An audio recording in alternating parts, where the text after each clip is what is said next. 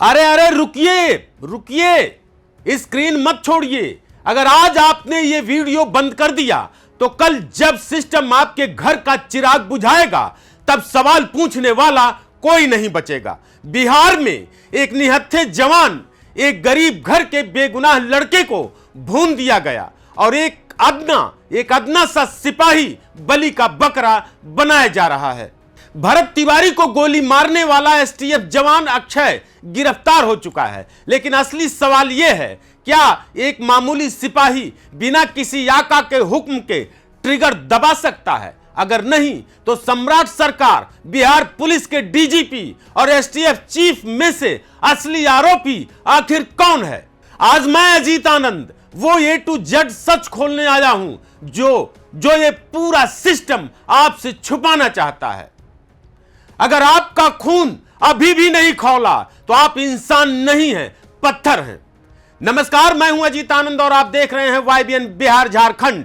भोजपुर जिले का बिलौटी गांव और 28 साल का एक भ्रष्टाचार और माफियाओं के खिलाफ आवाज उठाने वाला बेगुनाह नौजवान भरत तिवारी। न कोई बाहुबली, न कोई रसूखदार माफिया, बस एक ऐसा लड़का जिसकी गलती सिर्फ इतनी थी कि वो इलाके के नदी कटाव, सरकारी घोटालों और भ्रष्टाचार के खिलाफ आवाज उठाता था। 17 जून 2026 बिहार पुलिस और एसटीएफ की टीम भारी हथियारों के साथ उसे घेर लेती है।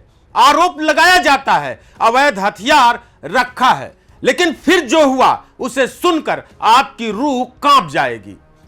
भरत तिवारी भागता नहीं है, वो अपने ही फेसबुक पर लाइव आता है, पूरी दुनिया के सामने अपनी पिस्तौल जमीन पर फेंक देता है, हाथ ऊपर करता है और साफ आवाज में कहता है, मैं सरेंडर कर रहा हूं।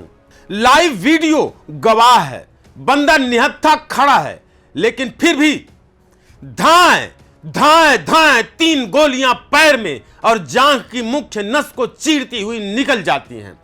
भरत तिवारी वहीं खून से लथपथ होकर जमीन पर गिरता है और अस्पताल पहुंचने से पहले ही दम तोड़ देता है।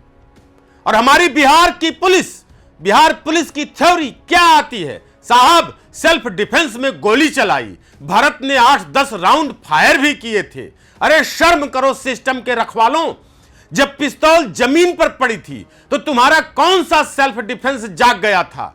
रुकिए, अभी मत जाइए, असली झटका तो अब लगने वाला है। एसटीएफ का वो सिपाही जिसने गोली चलाई, अक्षय कुमार, उसे गिरफ्तार कर लिया गया है, लेकिन क्या यह गिरफ्तारी इंसाफ है या सिर्फ एक प्यादे की बलि चढ़ाकर बड़े बड़े शाहों को बचाने की चाल है? आगे जो खुलासा मैं करने वाला हूं वो बिहार की सरकार के होश उड़ा देगा। बात समझिए साथियों, इंटरनल रिपोर्ट्स चिल्ला चिल्ला कर कह रही हैं कि एसटीएफ टीम को साफ हिदायत थी, फायर नहीं करना है, सिर्फ कस्टडी में लेना है। फिर भी 3 गोलियां दाग दी गईं, जबकि पोस्टमार्टम रिपोर्ट में 5 गोलियां हैं। जगदीशपुर के डीएसपी राजेश शर्मा, शाहपुर थाने के in charge SHO Rajesh Kumar Malakar, sub inspector अंकित आर्यन और एसटीएफ का जवान अक्षय कुमार, भरत तिवारी का पूरा परिवार, इन सबके नाम एफआईआर दर्ज करवा चुका है और गिरफ्तारी की मांग कर रहा है। भरत तिवारी की बूढ़ी मां आशा देवी बिलौती गांव में अनशन पर बैठी हैं, बहनें बिलख रही हैं, भाई चीख रहा है, हमारे भाई ने हाथ खड़े कर दिए थे फिर भी उसे मार डाला। लेकिन हुआ क्या? डीएसपी को सिर्फ पद से हटाया गया, कुछ अफसरों को लाइन हाजिर कर दिया गया, बस खेल खत्म। वाह, क्या एक मां के बेटे की कीमत सिर्फ कुछ अफसरों का ट्रांसफर है? यह सिर्फ एक फर्जी एनकाउंटर नहीं है साथियों, यह हर उस आम इंसान को दिया गया संदेश है कि अगर तुमने जुल्म भ्रष्टाचार के खिलाफ मुंह खोला तो तुम्हारा अंजाम भी भरत तिवारी जैसा होगा। लेकिन रुकिए, आखिर असली मास्टरमाइंड कौन है? बिहार के मुख्यमंत्री सम्राट चौधरी, बिहार के डीजीपी या फिर एसटीएफ के चीफ? अगले कुछ मिनटों में वो नंगा सच सामने आने वाला है जो आपने अब तक किसी टीवी चैनल पर नहीं देखा होगा। भरत तिवारी कोई गैंगस्टर नहीं था और ना ही कोई गंभीर आपराधिक मामले उसके ऊपर दर्ज थे। वह गांव की गरीब, लाचार, बेसहारा आम जनता की आवाज बन रहा था। वह पंचायत स्तर की लूट का पर्दाफाश कर रहा था। स्थानीय पंचायत चुनाव आने वाले हैं और जब कोई आम लड़का बिना किसी राजनीतिक दल के सीधे जनता के दिल में उतरने लगे तो पावर में बैठे आकाओं के सिंहासन डोल जाते हैं, हिलने लगते हैं। पुलिस ने पहले कहा एनकाउंटर हुआ और जब फेसबुक लाइव का वीडियो वायरल हुआ और जनता सड़कों पर उतरी तो घबराकर एक सिपाही अक्षय कुमार को जेल भेज दिया जाता है। मुख्यमंत्री जी सम्राट चौधरी जी ने आनन फानन में न्यायिक जांच के आदेश तो दे दिए हैं, लेकिन मैं पूछना चाहता हूं, जब जांच करने वाले भी वही अफसर हैं और आदेश देने वाले भी वही, तो क्या कभी सच बाहर आ पाएगा?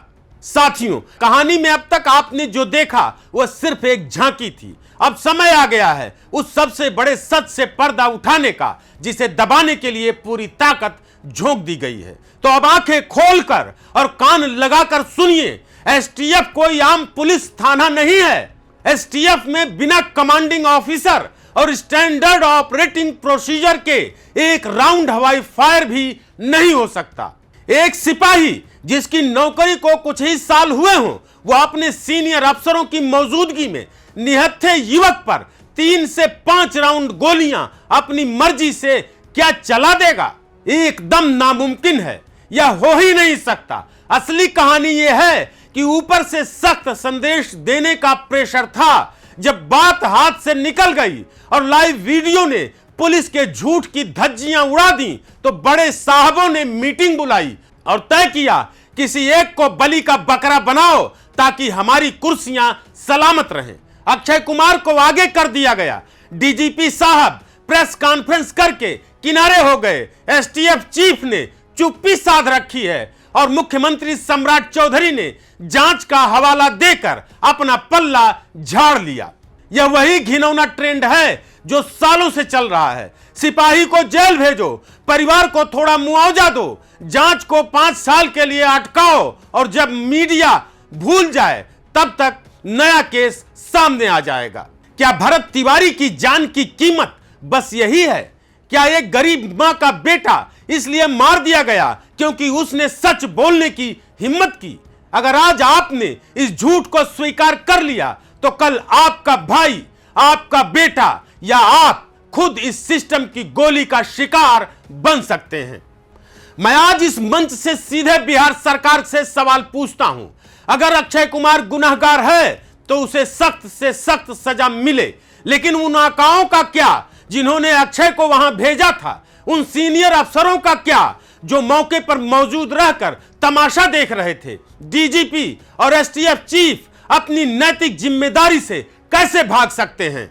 जवाब तो इनको भी देना ही पड़ेगा। भरत तिवारी का कसूर सिर्फ इतना था कि वो एक नागरिक होने का फर्ज निभा रहा था। आज बिलौती गांव में महापंचायत हो रही है, लोग सड़कों पर हैं। यह लड़ाई वाकई सिर्फ भरत तिवारी की नहीं है, यह देश के हर उस इंसान की लड़ाई है जो हक के लिए खड़ा होता है। अब फैसला आपको करना है साथियों। नीचे कमेंट बॉक्स में जाइए और खुलकर लिखिए, क्या एसटीएफ जवान अक्षय सिर्फ एक बलि का बकरा है? क्या असली दोषी वो बड़े अफसर और सरकार नहीं है जो पर्दे के पीछे से खेल खेल रहे हैं? अपनी राय साफ साफ लिखिए। आपका एक एक कमेंट इस सोए हुए सिस्टम के कानों में तमाचे की तरह पड़ना चाहिए। इस वीडियो को इतना शेयर कीजिए, व्हाट्सएप, फेसबुक, ट्विटर पर इतना वायरल कीजिए कि यह आवाज पटना के राजभवन से लेकर दिल्ली के गलियारों तक गूंज उठे। अगर आप सच के साथ खड़े हैं तो अभी के अभी YBN बिहार झारखंड चैनल को सब्सक्राइब कीजिए। नमस्कार।